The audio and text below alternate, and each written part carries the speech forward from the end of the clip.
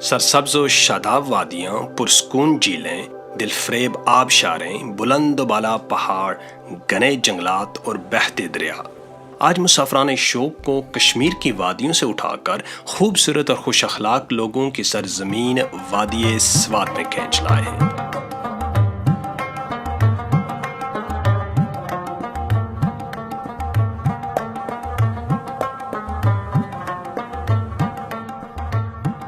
इस वादी में कुदरत अपनी तमाम तर रानाइयों के साथ जलवागर है। स्वात की खूबसूरत वादियों में एक नुमाया नाम वादी कालाम है। वादी कालाम कुदरती हुस्न से मामूर फितरत की फियाजियों का मुंह बोलता सबूत है। इस जन्नत नज़ीर वादी में दस्त कुदरत का एक ऐसा अनमोल शाहकार मौजूद है जिसे ज़ुबान आम में महोरन झील से मौसूम किया जाता है।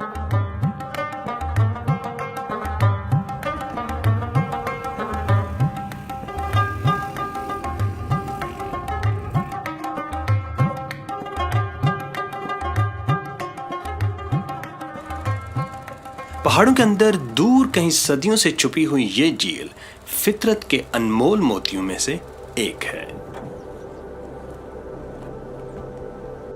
इस झील का बुलावा हमारे नाम आया तो आंखों में तलाश लिए कालाम से निकलकर दिलफरेब रास्तों से गुजरते हुए हम महोरन की तरफ आज़म सफर हुए।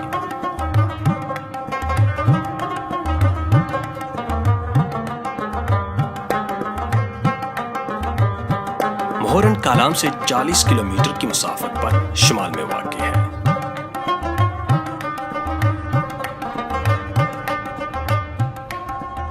इस झील तक पहुंचने के लिए दुश्वार रास्तों के बाइस जीप या एक जानदार गाड़ी की जरूरत होती है।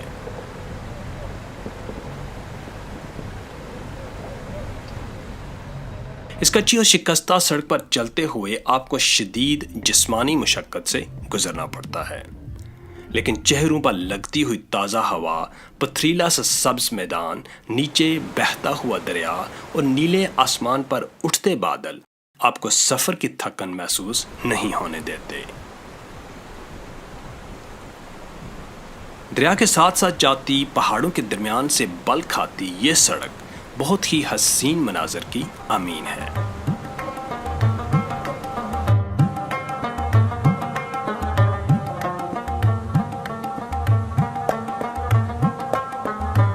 हमारी आंखें इस तिलिस्म नगरी में मजीद कुछ ढूंढ रही थीं कि अचानक हमें एक मजमे के शोर की आवाज़ सुनाई दी। यह मजमा था क्रिकेट के शायकीन का, जिसमें छोटी उम्र के बच्चों से लेकर बड़ी उम्र के अफराद शामिल थे।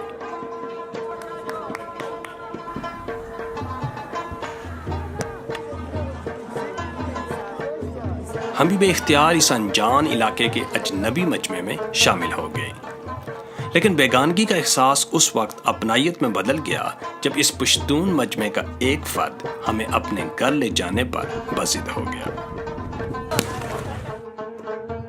हमारे हजार इनकार के बावजूद न सिर्फ वो हमें अपने घर लेकर गया बल्कि हमारी तवाज़ो भी की।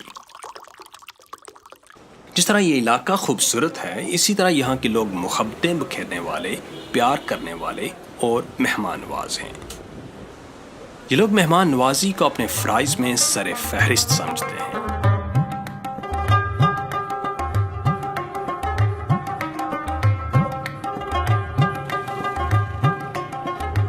हमने अपने मेज़बान से इजाज़त तलब की और दरियाई नालों, बहती नदियों और कच्चे रास्तों से आगे बढ़ते हुए ऊंचे पहाड़ों के अंदर दूर कहीं सदियों से छुपी हुई महोरन झील की तरफ रवाना हो गए। महोरन जाते हुए रास्ते में बहुत खूबसूरत मकामात आते हैं।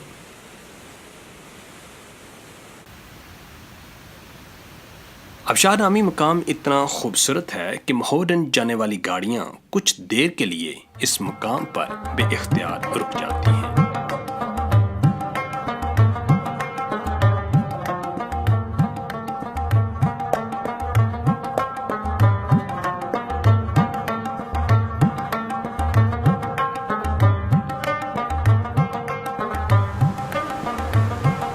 पथरीले मैदान से गुजरते हुए हम एक बार फिर घने जंगल में दाखिल हो गए।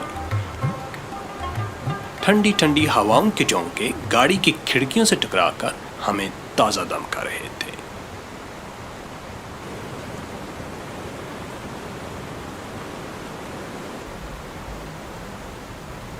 दरिया से महज 1 मीटर ऊंचे रास्ते पर हमारी गाड़ी फराटे भरती गुजर रही थी और ये जीप ट्रैक हमें फितरत के नए रंगों से मुतारफ करवा रहा था।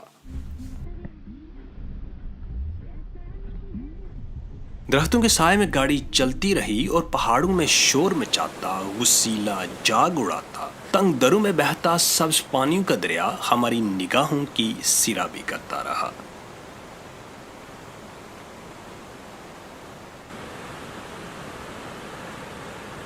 हम नज़ारों के गहरे समंदर में बहते जा रहे थे और दिलफरेब मनाज़र को देखकर हमारे सर बेसाख्ता खिड़कियों से बाहर निकलने लगते।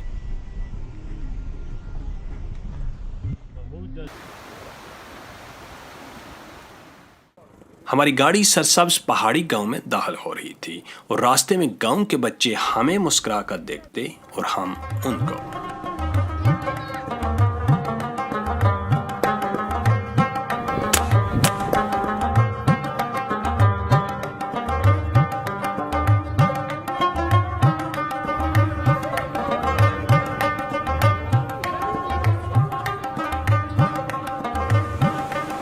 मोहरन झील की तरफ आगे बढ़ते हुए हमें एक और मचलते हुए दरियाई नाले का शोर सुनाई दिया, जैसे कोई दीवाना पत्थरों पर सर मारता हुआ जा रहा हो।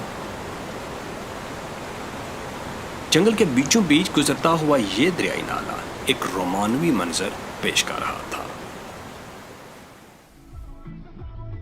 जगह जगह रुकने और इंतहाई खस्ताहाल सड़क की नाहमवारी की वजह से तकरीबन 6 घंटे के थका देने वाले सफर के बाद हम मोहरन झील पहुंच गए।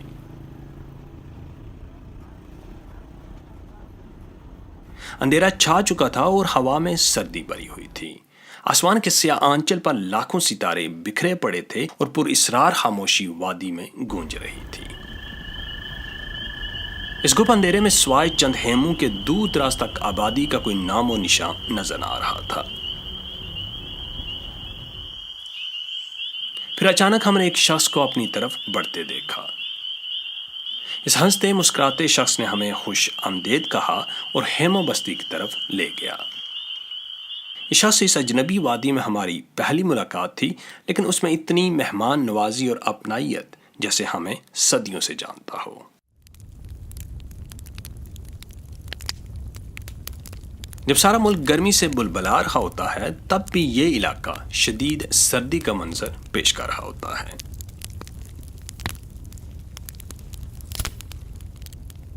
सर्दी से बचने के लिए हम कैंप फायर के इर्द गिर्द जमा हुए और सरबस्ता लम्हात में तारों भरे आसमान में टूटते सितारों को देखते रहे और न जाने कब नींद की पुरसकून वादी में उतर गए। अगली सुबह की पहली किरणों के साथ हमारी आंख खुल गई और हेमे से लड़खड़ाते हुए हम बाहर निकल गए।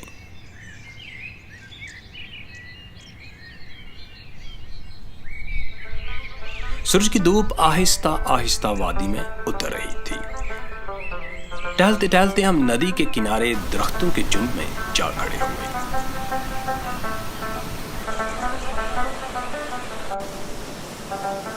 चारों तरफ बुलंद पहाड़, दरमियान में फैली हुई वादी, सरसब्ज मैदान और उसके साथ बहती हुई नदी एक निहायत ही खूबसूरत मंजर पेश कर रही थी।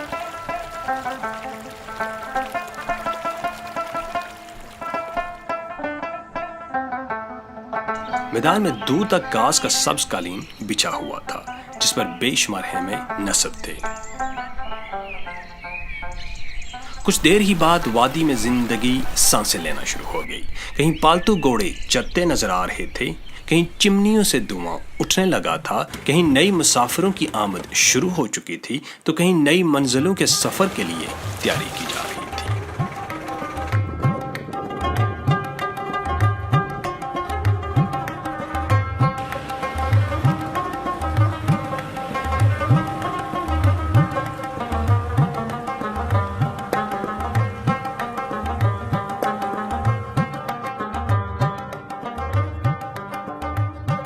ناشتے کے بعد ہمارے قدم خود بخود جھیل کی طرف اٹھنے لگے۔ ہر طرف ہریالی، آسمان سے سرگوشیاں کرتے ہوئے پہاڑ، سبز نیلے پانی۔ نہ جانے کتنے سالوں سے یہ جھیل ہمارا من بہلانے کی منتظر تھی۔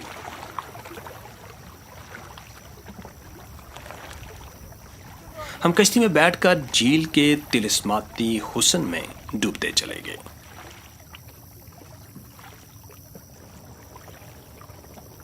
ہوش ربا فطری نظاروں میں ڈوبی اس جھیل کو دیکھ کر یوں لگ رہا تھا کہ جیسے یہ جھیل کسی حسن پرست کی منتظر ہو کہ وہ اس ویرانے میں آئے اور اس کا حسن دیکھ کر اس پر عاشق ہو جائے۔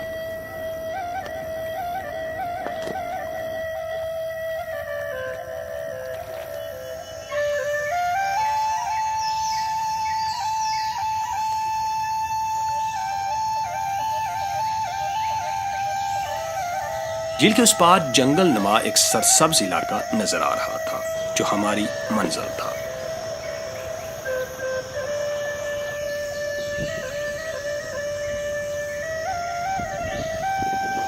اس جھیل کنارے بیٹھ کر انسان اپنی پریشانیاں اور تھکان بھول کر قدرت کے دلکش نظاروں میں محو ہو جاتا ہے۔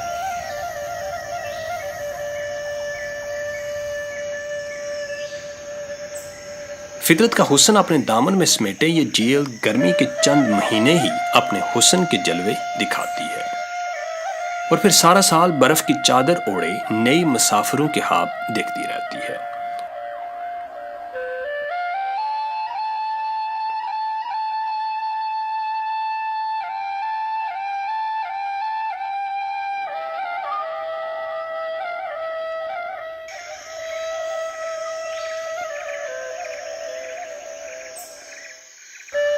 جھیل کنارے بیٹھے میرے اندر عجیب سی کیفیت پیدا ہونے لگی۔ یوں محسوس ہو رہا تھا کہ بلند و بالا عمارتوں کے دامن میں دوڑتی ہوئی زندگی سے چھٹکارا پا کر اپنی باقی کی سانسیں اس طلسم نگری کے نام کر دی جائیں۔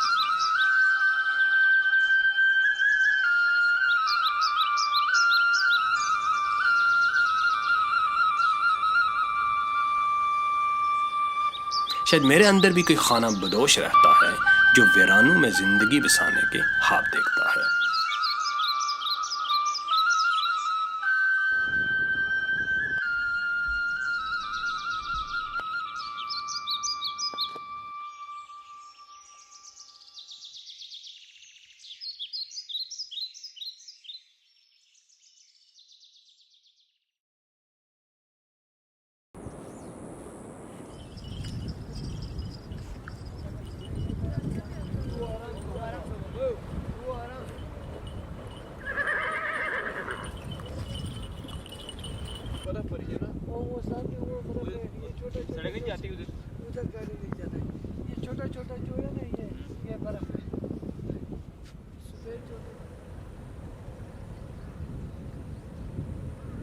اس حیرت کدہ میں کچھ حسین لمحے گزارنے کے بعد آنکھوں میں خوبصورت خواب بسائے ہم جگمگاتی بتیوں کے سائے میں گزرتی شہر کی روکھی زندگی کی طرف لوٹ گئے۔